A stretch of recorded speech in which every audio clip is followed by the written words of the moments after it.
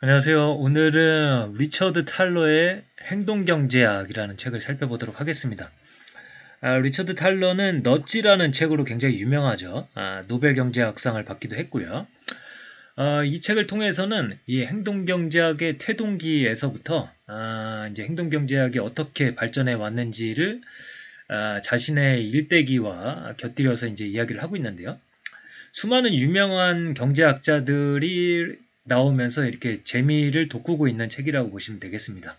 한번 이 책을 살펴보도록 하겠습니다. 이 책의 서두에는 이제 파레토의 말이 이제 설명이 되고 있는데요. 정치, 경제, 좀 더 보편적으로 말해서 모든 사회과학을 떠받치고 있는 학문은 명백하게도 심리학이다. 심리학 원리에서 사회과학의 법칙을 이끌어낼 날이 언젠가 찾아올 것이다. 그래서 이 행동경제학이 기본적으로 이 심리학 플러스 경제학이라는 것을 보여주는 말이라고 저는 생각을 했습니다. 그래서 이제 기본적인 구도는 이 전통적인 경제학이 있고, 그 다음에 그 전통적인 경제학에 도전했던 행동 경제학, 이렇게 나눠서 보시면 되겠습니다. 그래서 이제 기존 경제학의 견고함은 핵심적인 통합 이론을 보유한다는 사실에 기반한다. 그리고 경제학자들은 그들의 학문을 종종 물리학에 비유하곤 한다. 이는 물리학처럼 경제학 역시 몇몇 핵심적인 가정을 기반으로 구축되어 있다는 뜻이다. 경제학 이론에서 핵심적인 가정은 사람들이 최적화 작업을 거쳐 선택한다는 것이다. 한 가구는 그들이 구매 가능한 모든 제품과 서비스 중에서 최고의 조합을 선택한다. 이러한 제한된 예산 내에서 최적의 조합을 선택한다는 죄악적 최적화의 가정은 경제학 이론의 또 다른 핵심적인 가정, 즉 균형이라는 개념과 결합된다. 가격이 자유롭게 변동되는 경쟁시장에서 재화의 가격은 수요와 공급이 균형을 이루는 지점을 따라 오르내린다. 간단히 말해 경제학은 최적화 플러스 균형이다. 이 방정식은 다른 사회과학 분야가 따라올 수 없는 강력한 조합이다. 이 행동경제학은 전통적인 경제학과 완전히 다른 학문이 아닙니다. 여전히 경제학 범주에 속하며 다만 심리학을 포함한 다양한 사회과학을 폭넓게 받아들인다. 그러니까 이제 기존의 전통적인 경제학이 물리학을 모델로 삼았다면은 이 새로운 행동 경제학은 심리학을 포함해서 인간이라는 요소를 추가시키는 거죠. 그래서 이렇게 인간이라는 요소를 추가해서 예측의 정확성을 높일 수 있다라고 이야기를 하는 것이죠.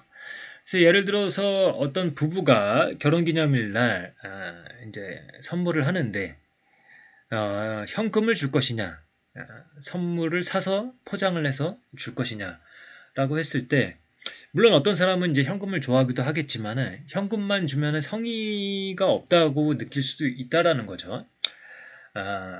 이 물건을 구매한다라고 했을 때 가장 최적화된 경험을 선사할 수 있는 것은 현금임에도 불구하고 인간은 그렇게 받아들이지 않을 수도 있다라는 거죠. 불쾌하게 받아들일 수도 있다라는 겁니다. 인간이 그렇다는 거죠. 예. 그래서 이제 이 유명한 책이죠. 생각에 관한 생각. 이 데니얼 카너먼과 트버스키. 요 두 명이 이제 노벨상을 수상하기도 했고, 또 요 리처드 탈러의 연구에 또 영향을 주었던 사람들이기도 합니다. 그래서 이들은 기본적으로 어떻게 생각을 했냐면은 인간에게 주어진 시간과 지적 능력은 다분히 제한적이다. 그래서 사람들은 휴리스틱을 기반으로 의사결정을 내린다. 이 휴리스틱의 활용은 사람들이 실수를 저지르게 만든다. 그래서 그들의 논문의 제목이 휴리스틱과 편향이었던 이유죠. 그래서 카너먼과 트버스키는 합리적 선택을 위한 유용한 지침을 제공하는 것이 아니라 현실에서 사람들이 내리는 실질적인 결정을 정확하게 예측하기 위한 대안으로 전망 이론을 제시했다. 그러니까 현실 세계에서는 사람들이 휴리스틱에 근거해서 실수를 하기 마련이다. 그 실수를 예측하기 위한 대안으로서 전망 이론을 제시한 거지 어떤 합리적 선택을 위한 유용한 지침을 제공하려고 했다는 것은 아니라고 이야기를 한 겁니다. 그래서 전망 이론은 인간의 행동에 대한 이론이다. 그래서 요 두 사람이 행동 경제학에 영향을 줬고 리처드 탈러의 연구에도 영향을 줬다. 그래서 이렇게 보시면 되겠습니다. 그래서 이제 지금부터 조금 이제 몇 가지 이 행동 경제학에서 말하는 사례들을 보시면은 좀 재미도 있고 도움도 되실 거라고 생각을 합니다. 예를 들어서 신용카드 가격이 1.03달러이고 현금가가 1달러일 때 3센트 차이를 할인이라고 부르든 추가 요금이라고 부르든 그것은 중요하지 않다. 그럼에도 카드사는 분명하게 할인이라 부르는 것을 더 선호했다. 이후 오랜 세월이 흘러 데니와 아모스는 그 차이를 프레이밍이라는 개념으로 정의했지만 마케터들은 이거를 이미 본능적으로 이해를 하고 있었습니다. 그러니까 이제 신용카드로 결제하시면 1.03달러고요. 현금가는 1달러입니다. 이렇게 얘기를 했을 때 신용카드로 하실 때는 이제 0.03 추가 요금을 지불하셔야 됩니다. 이렇게 하면은 기분이 나쁘다는 거죠. 그래서 이제 정상가가 예를 들어서 1.03달러이고 그 다음에 현금으로 구매하시면은 0.03달러를 할인해서 1달러에 구매하실 수 있습니다. 이런 식으로 하면은 좀 덜 불쾌하다는 거죠. 그래서 카드사는 할인이라 부르는 것을 더 선호했다. 그래서 프레이밍이라고 정의를 했습니다. 그래서 또 이제 사람들이 손실과 이익으로부터 얻는 효용의 증가와 효용의 감소를 조사를 했더니 사람들은 손실을 더 싫어하는 것으로 나타났습니다. 그러니까 손실에 대한 고통이 더 큰 거죠. 그래서 손실은 이익이 여러분을 기쁘게 하는 것보다 2배나 더 슬프게 만든다. 그러니까 이게 인간의 본능이라는 겁니다. 인간이 이래야 된다. 혹은 뭐 예측치, 예상치가 아니라 인간을 조사를 해보면 이런 식의 결과값이 나온다는 겁니다. 그래서 이제 우리는 체스 챔피언들처럼 게임하지 않고 워런 버핏처럼 투자하지 않으며 아이언 셰프에 출연하는 요리사들처럼 요리하지도 않는다. 우리는 아마도 워런 버핏처럼 요리를 할 것이다. 그러니까 이 전통적인 경제학이 가정하고 있는 합리적인 인간이라는 것은 이 세상에 존재하지 않고 그것은 가상이고 가정일 뿐이다. 인간은 실제로는 불합리한 행동을 하는 존재이다. 아까 말씀드린 대로 우리 인간이 이 원시 상태에서부터 구축해온 경험 법칙, 즉 휴리스틱에 따라서 직관적으로 행동을 한다는 거죠. 그 직관적인 행동이 실수를 불러오는 거죠. 왜냐하면 그것은 과거에 막 사냥하고 다녔던 시절에 어울렸던 휴리스틱인데 환경이 바뀌었거든요. 근데 바뀐 환경에서도 인간의 유전자가 바뀌지 않았기 때문에 똑같은 휴리스틱으로 행동을 하게 되고 거기에서 이제 잘못된 행동들이 나올 수가 있는 거죠. 그렇기 때문에 이 경제학이 가정하고 있는 합리적인 인간이라는 전제는 옳지 않다라고 이야기하고 있는 것입니다.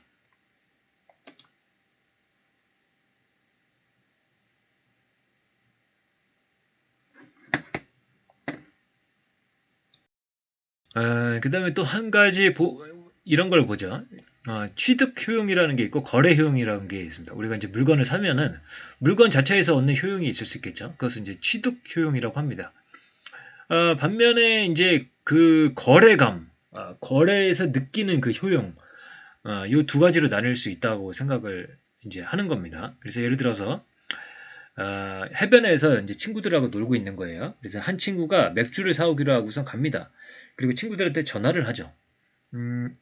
리조트에서 파는 맥주 한 병이 7달러다 라고 이야기를 했을 때 여기는 휴양지고 뭐 리조트는 이제 비싼 곳이니까 그런 뭐 바에서 파는 그런 맥주 한 병이 7달러인 것은 뭐 어쩔 수 없다라고 이제 생각을 할 수 있겠죠. 근데 같은 상황에서 리조트에서 고급 바에서 파는 맥주가 아니라 간이 매점에서 파는 맥주를 친구가 사오는데 똑같은 맥주입니다. 근데 그 맥주가 역시 7달러라고 한다면 그 전화를 받은 친구들은 화가 날 것이라는 겁니다. 이게 바로 이제 거래 효용이라는 거죠. 그러니까 이제 간이 매점에서 7달러로 판다면은 바가지라고 느낀다라는 거죠. 그러니까 똑같은 상품에 대해서 이런 두 가지 다른 경험을 할 수 있다는 겁니다. 그 다음에 이제 제이시 페니의 새 정책, 관련된 이야기를 해보겠습니다. CEO 론 존슨이 이런 정책을 시행하게 되죠. 정상적인 가격으로 판매를 하지 않고 모든 제품에 대해서 가격을 올린 다음에 세일로 이제 표기를 하는 거죠.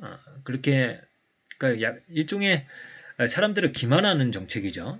대부분의 상품들이 99% 이상이 그렇게 팔리고 있었다고 합니다. 그래서 그렇게 거짓 가격을 없애고 좀 더 투명한 가격 제도를 실시하겠다고 선언을 했습니다.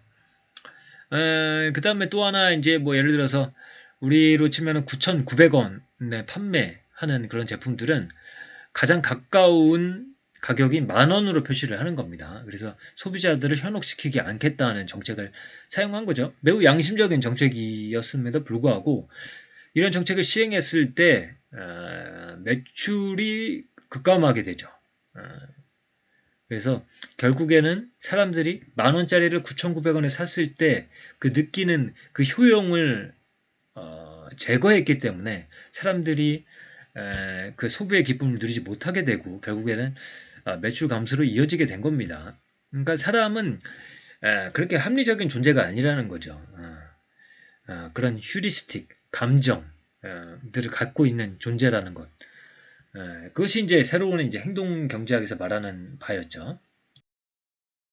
그 다음에 네로우 프레이밍이라는 것도 있습니다. 뭐냐면은 예를 들어서 이제 어떤 투자 제한권이 왔는데 이 투자 제한권이 50%의 가능성으로 200만 달러의 수익, 50%의 가능성으로 100만 달러의 손실이라고 하죠.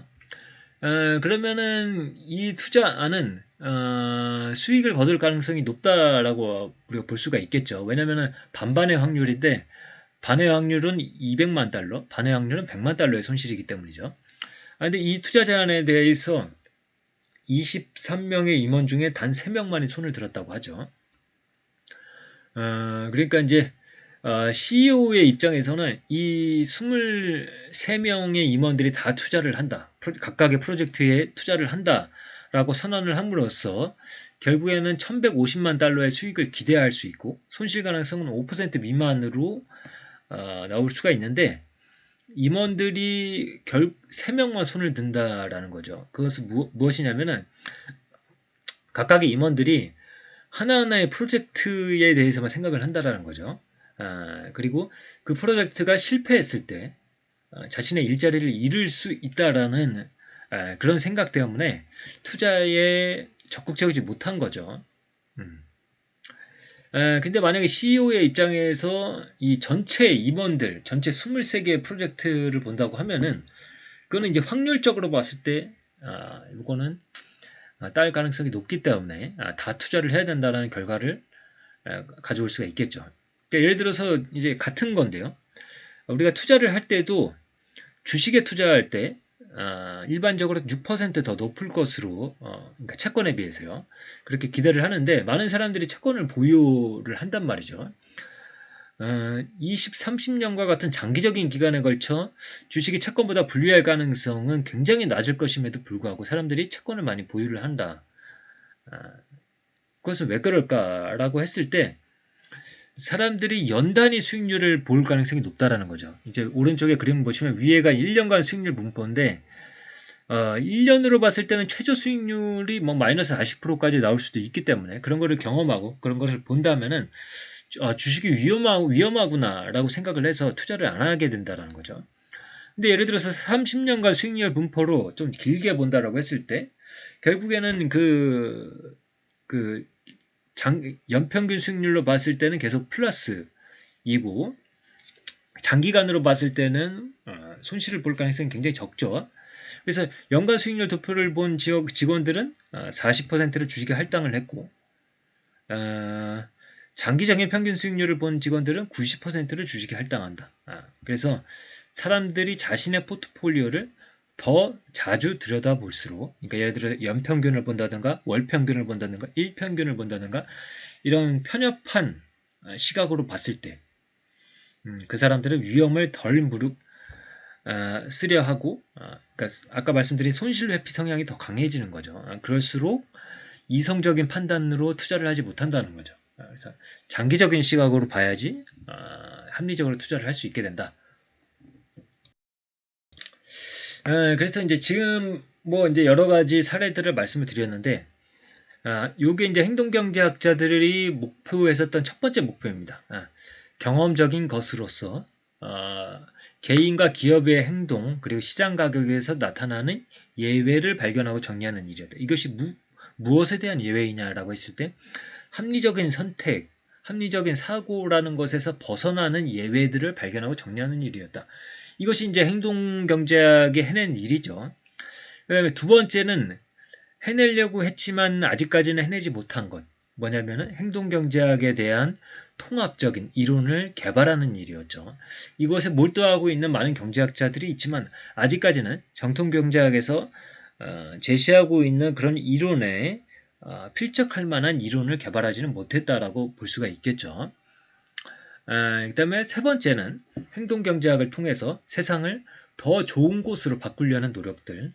예를 들어서 이제 그 소득이 낮은 국가들의 경제를 발전시키는 어떤 개발경제학 같은 곳에서 많이 사용이 될 수가 있겠죠.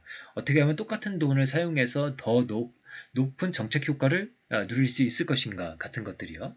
예를 들어보죠. 영국에서 세금을 이제 체납하고 있는 사람들을 상대로 이런 문구들을 보냈다고 합니다. 첫 번째, 당신은 영국에서 대다수 사람은 세금을 납기 안에 납부하고 있습니다. 두 번째, 여러분이 사는 지역의 대다수 시민은 세금을 납기 안에 납부하고 있습니다. 세 번째, 여러분은 지금 세금을 체납하는 소수의 집단에 포함되어 있습니다. 이러한 글귀를 보내는 것만으로도 23일 안에 납부한 체납자 수가 5% 이상 증가를 했고요. 그리고 첫 23일에 걸쳐 900만 파운드의 세수가 정부로 유입되는 속도를 높였다고 하죠. 그러니까 인간의 감정, 그리고 인간의 휴리스틱, 그리고 뭐라 그럴까요? 왕따 당하기 싫어하고 어떤 더 큰 집단에 소속해 있으려고 하고 주류에 속하려고 하는 그런 심리를 이용해서 이런 정책들을 사용할 수도 있겠죠. 근데 이제 이러한 행동경제학의 어떤 이런 것들을 개입주의라고 이제 비판하는 사람들이 있거든요. 그러니까 인간의 자유로운 의사결정에 개입하고 있다라는 거죠. 그런데 이제 이렇게 항변을 합니다. 세상은 복잡해지고 있고 사람들이 실수를 한다. 그래서 그들이 어떤 일을 하도록 강요하지 않는 선에서 그들이 훌륭한 선택을 내리도록 도움을 주는 방법을 연구할 뿐이다라고 이야기하는 거죠. 인간은 그러니까 경제적으로 합리적인 인간들, 경제적으로 합리적으로 선택하는 인간들이 아니기 때문에 예측 가능한 실수를 저지른다. 그리고 이런 실수를 예측할 수 있다면 실수하는 횟수를 낮춰줄 정책을 개발할 수 있을 것이다. 라고 이야기하는 거죠. 여전히 선택은 사람들에게 맡겨져 있고 다만 우리는 실수를 줄여줄 수 있도록 도와준다. 라고 해서 자유주의적 개입이라고 이야기를 하는 거죠. 이것을 너찌라는 이름으로 출판을 하고 세계적인 유행을 하게 되는 거죠. 근데 어쨌든 전통적인 경제학에서 항상 나오는 이 시카고 대학, 이 경영대학원에서 자유주의를 향한 믿음의 근간을 이루는 핵심적인 원리는 바로 소비자 주권이라는 개념이고 이 개념은 사람들은 항상 올바른 선택을 내리고 다른 사람들이 내리는 결정보다 더 좋은 결정을 스스로 내릴 수 있다는 생각을 말한다. 라고 해서 이 시카고 학파들은 항상 이제 자유주의를 꿈꾸죠. 그래서 이렇게 개입주의라고 비판을 하면서 서로 대립각을 세우고 있다라는 거죠. 그리고 사실 이런 부분들이 행동경제학에 대한 비판으로 이어질 수 있는 이제 최근의 이유는 이 빅테크에서 이 서비스를 설계를 하고 할 때 뭐라 그럴까요? 개인의 자유를 침해하는 방식으로 설계를 할 수가 있거든요. 예를 들어서 페이스북을 하는데 어떤 사람들이 어떤 컨텐츠를 더 많이 보게 한다든가 어떠한 감정을 더 많이 느끼게 한다든가 그런 식으로 컨텐츠를 조절하는 알고리즘 같은 것들이 문제가 되는 거거든요.